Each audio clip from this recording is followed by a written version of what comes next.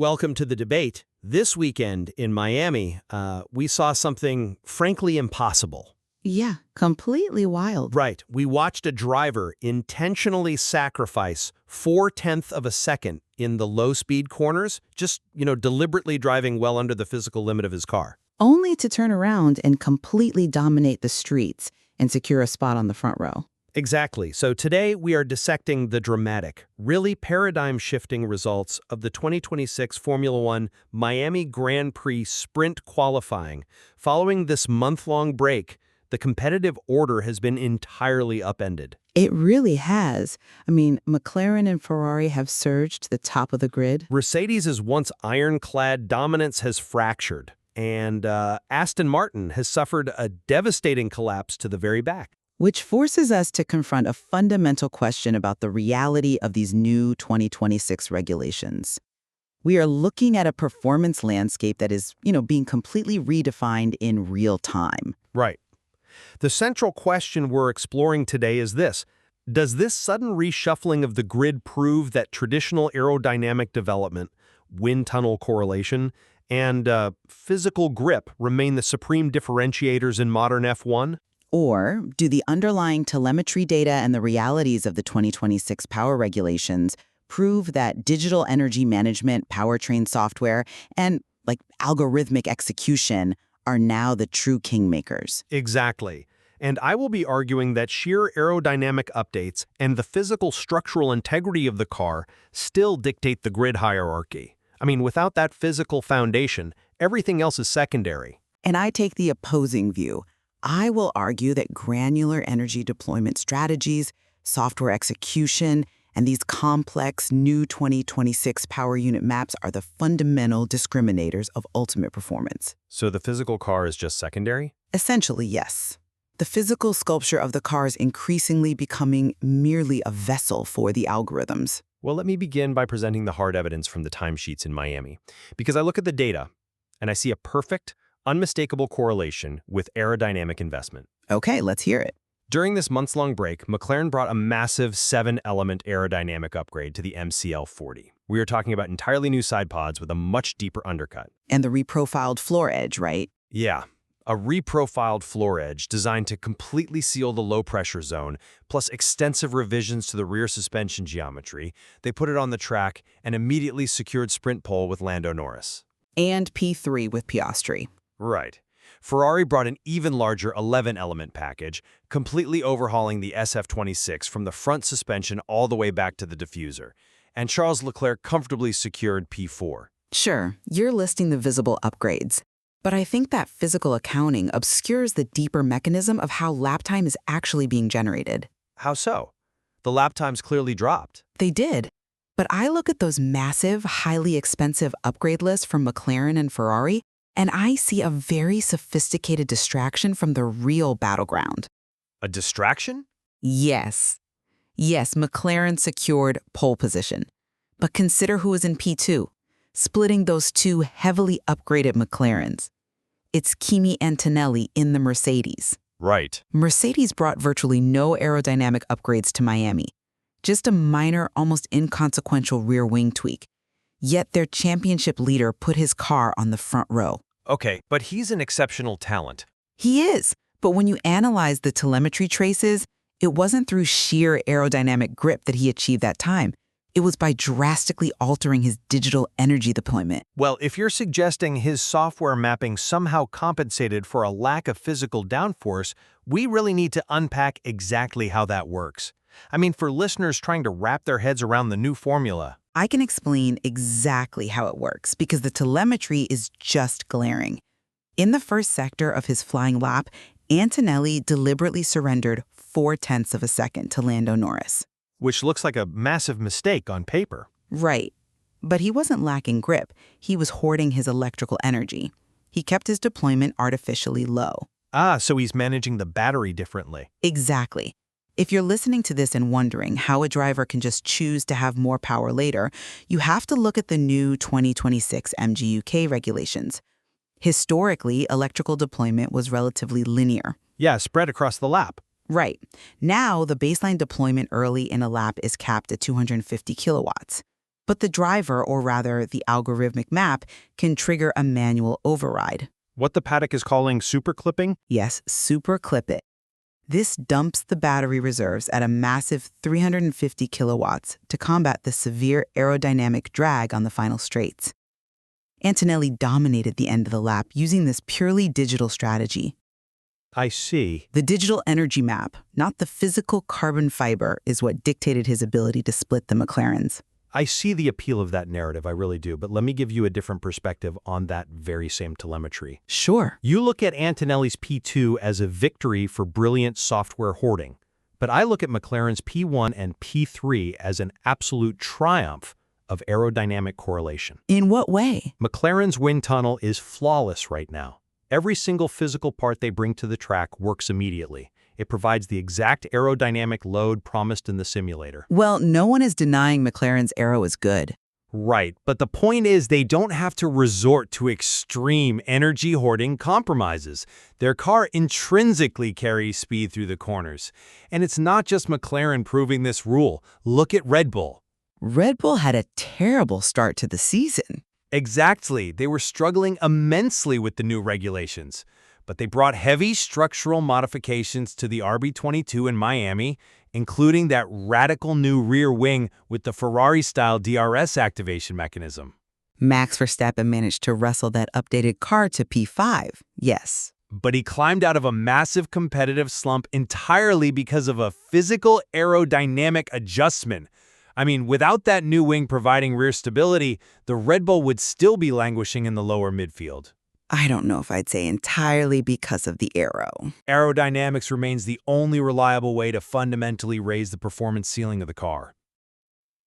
Let me offer a way to conceptualize this. Okay, go ahead. Think of aerodynamic efficiency as the physical size of a pipeline, and the powertrain software as the water pressure. Interesting. It does not matter how optimally you map your 350 kilowatts of electrical pressure if the aerodynamic pipeline is so restricted by drag and instability that the flow simply chokes at high speeds. That analogy assumes the pipeline and the pressure operate independently, but the 2026 regulations have basically fused them.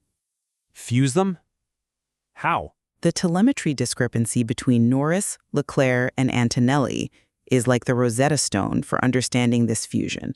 Norris and Leclerc opted for a traditional aero-dependent strategy. Right, they pushed hard early. Exactly, they used maximum electrical deployment, hitting that 250 kilowatt cap early in the lap to maximize their exit speeds from the low-speed corners. They relied entirely on their new floors and side pods to carry that momentum. And it worked. They're on the front two rows. It worked for one single qualifying lap. But Antonelli's approach reveals the true, sustainable ceiling. By holding back in Sector 1, his software could unleash the full 350 kilowatt super clipping mode right when aerodynamic drag is at its absolute highest. Outweighing the drag penalty. Yes, he clawed back half a second purely through voltage, punching a hole through the air with raw electrical brute force. He didn't need the 11-element aero package because the powertrain software possessed the brute force to override the aerodynamic drag penalty. Okay, well, if the software possesses the brute force to override aerodynamic deficits, then please explain Antonelli's teammate. You mean George Russell? Yes. George Russell is driving the exact same Mercedes W17. He has access to the exact same super clipping software, the same algorithms, the same digital tools. He does. Yet, Russell qualified down in P6, more than 0.6 of a second off the pace. Look, Russell has historically struggled to find the optimal setup window in the extreme track temperatures we see in Miami. It's a thermal management issue. I agree it's a thermal management issue, but why did the issue occur? Because he lacked the aerodynamic grip to keep the tire carcass in the right temperature window. Well, he also had traffic on his outlap. Even so, Russell tried a different energy map. He tried holding back energy just like Antonelli. But because the Mercedes lacks the sheer aerodynamic downforce of the heavily updated McLaren, Russell couldn't put enough physical, mechanical energy into the tires through the first sector. I see where you're going with this. When he arrived at the twisty, highly demanding turns 13 to 15 complex, his tires were completely dead. The telemetry trace shows a massive, catastrophic drop-off in grip. It was a sharp drop, yes. This completely validates my point. If your aerodynamic pipeline is weak, you cannot keep the tires alive. And if the tires are dead, all those brilliant software tricks and energy maps completely fail. The physical grip dictates whether the software even gets permission to work. I understand the logic there, but I am simply not convinced by it, because you are still analyzing the tire and the aerodynamic grip as isolated mechanical variables. How are they not? Physical friction is physical friction. Because the 2026 regulations have fundamentally altered what it means to drive a Formula One car. Specifically because of how driver errors are now brutally punished by the powertrain's artificial intelligence. Okay, elaborate on that. Let's examine Charles Leclerc's lap.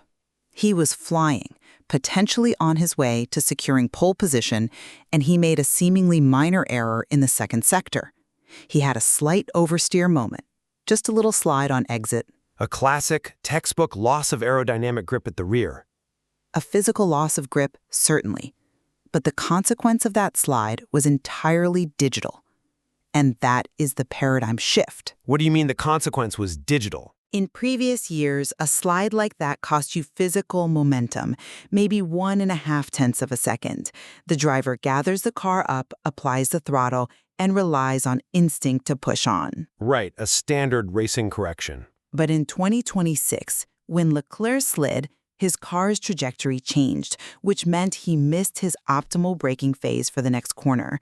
Because he braked late and differently, the MGUK did not regenerate the specific amount of electrical energy the computer was forecasting at that precise millisecond. Wait, let me make sure I am fully understanding the mechanism you're describing. You're saying the computer recognized a discrepancy between the predicted energy harvest and the actual energy harvest? Precisely. The algorithmic target was missed. Oh, wow. Yeah. The computer suddenly realized it had less electrical energy in the battery than its model forecasted. So what did the software do? For the remainder of the lap, the powertrain system automatically curtailed his electrical deployment to protect the battery's state of charge and avoid a total derate. That is brutal. It is. That standard physical 1.5 driving mistake cascaded into a massive 0.4 digital deficit. The software literally throttled his power on the following straights, regardless of what Leclerc's right foot was doing. Even if he was flat on the pedal. Exactly. Leclerc didn't lose pole position because his aerodynamic floor stopped working. He lost pole because the powertrain software dictates the ultimate reality of the lap. It is a cascading digital penalty that turns instinctual racers into algorithmic managers. That is a brilliant articulation of the cascading digital penalty, I'll admit. And I don't dispute that the penalty is severe, but you are entirely ignoring the root cause. Which is? Why did Leclerc slide in the first place? Why is a world-class driver making that error? Because he is operating on a razor-thin aerodynamic edge. Every driver operates on the edge. Yes, but you mentioned Max Verstappen earlier. Yes, he secured P5, but listen to his team radio. He was complaining bitterly about the RB22 being incredibly nervous on turn-in. It's aerodynamically unstable. He's been complaining about that all year, though. Right, and to illustrate what happens when that instability goes unchecked, look at his teammate, Isaac Hadjar. Hadjar finished P9, a full second behind Verstappen. He was a full second behind because he was sliding everywhere. Hadjar couldn't trust the rear of the car at all. Because his aerodynamic operating window was so incredibly narrow, he was constantly overdriving the car just to keep pace. Overheating the tires? Overheating his tires in the process, and yes, triggering those exact cascading digital energy penalties you just detailed. But the catalyst for the entire chain reaction is the physical hardware. I see your point, but... The aerodynamic instability is what forces the drivers into the micro errors that the software then ruthlessly punishes. If McLaren can build a car with a wide, stable aerodynamic platform, which they clearly have, with this massive 7-element upgrade, Norris doesn't slide. He certainly looked planted out there. Exactly.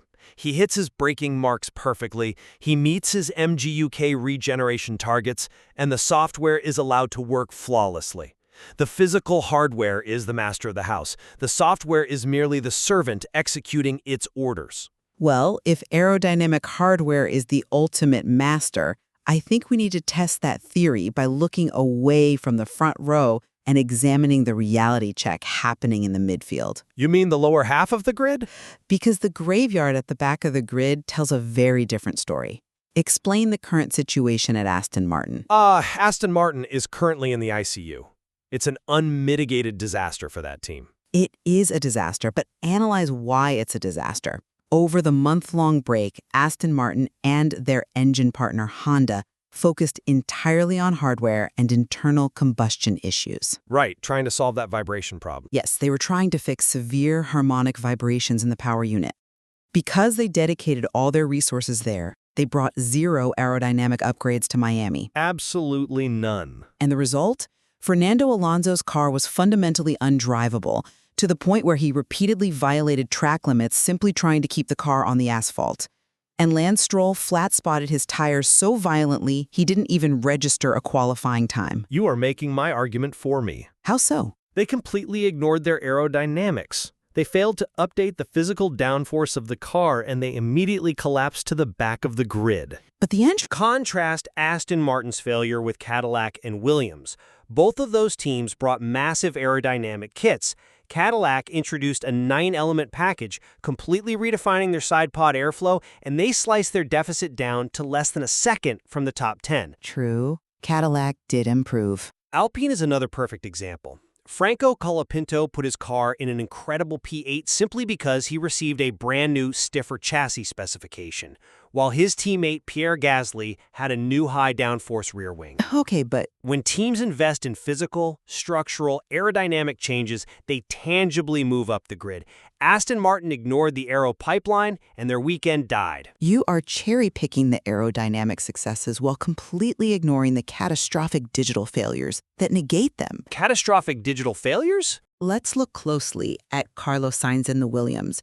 You just praised the massive aerodynamic package Williams brought. The new floor, the reprofiled side pods, essentially the package they have desperately needed since Australia. The wind tunnel correlation was supposedly great, yeah. Supposedly great. Yet, Carlos Sainz was eliminated in SQ2, languishing down in 15th place. Why did that happen? Because of a software failure. You're referring to the Mercedes deployment issue that hit customer teams? I am. Between turns 8 and 11, Sainz's telemetry trace goes completely flat compared to his teammate Alex Albon. For that entire sequence, his powertrain software simply failed to deploy electrical energy. Ouch. Yeah, that's costly. He lost 2 full tenths of a second in one straight line, completely out of his control. He was furious on the radio, and rightfully so. It doesn't matter if you have the most beautiful, correlation-perfect floor and side pods in the world. Right. If you don't have power... Exactly. It doesn't matter if you've solved all your mechanical suspension issues. If the software algorithm says no power, you are a sitting duck. The digital system possesses total veto power over the physical aerodynamics. I challenge the premise that a system failure proves the system is the primary performance differentiator. How does it not? Well, a punctured tire also possesses total veto power over a lap time, but we don't argue that tire valves are the secret to a world championship. That's a bit reductive. Maybe. But let me push back on your Aston Martin example with a fundamental technical question. If powertrain hardware, digital maps, and software execution are as dominant and game-changing as you claim, why is the legendary Honda engine department completely unable to map their way out of Aston Martin's crisis? Because it's deeply integrated. But they had a full month of dedicated factory time working exclusively on the power unit. Yet Alonso is still complaining about terrible vibrations and a total lack of pace. If the engine and its software are king, Honda should be able to rewrite the algorithm to fix it. You can't rewrite code to fix physics if the physics are corrupting the code. What do you mean? Aston Martin spent an entire month trying to fix severe harmonic vibrations in their internal combustion engine. Why does that matter digitally? Because those physical vibrations literally confuse the torque sensors on the MGU-K. Wait, the sensors are misreading the vibration? Exactly. The computer algorithms cannot decipher if the vibration is wheel spin, a loss of traction, or just an engine quirk. So the software does what it is programmed to do.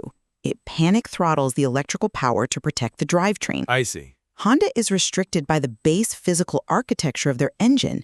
They cannot simply map around a sensor that is being fed garbage data. But, to answer your broader point, Aston Martin's failure actually reinforces the absolute dominance of the 2026 powertrain regulations. How so? It's a physical failure. Because the new rules demand such a profoundly complex integration of the internal combustion engine, the MGUK, and the software that manages them, if you get the baseline digital integration wrong, absolutely no amount of aerodynamic tweaking can save you. Which means they're stuck. Aston Martin is trapped because their powertrain software is compromised, preventing them from ever generating enough speed to even test their aerodynamic limits. But don't you see? That is exactly why aerodynamics remains the ultimate discriminator. How? Because the powertrain regulations are so incredibly restrictive, and because every team is eventually going to converge on optimal, homogenized software maps like Antonelli's superclipping strategy, the only place left to find a true, unassailable proprietary advantage is in the wind tunnel. I don't think the software will ever be fully homogenized. McLaren realized this. They knew their early season struggles weren't entirely their fault. They were dealing with those same Mercedes customer software issues you mentioned, but instead of just waiting around for a software patch from the manufacturer, they aggressively developed their physical car. Right.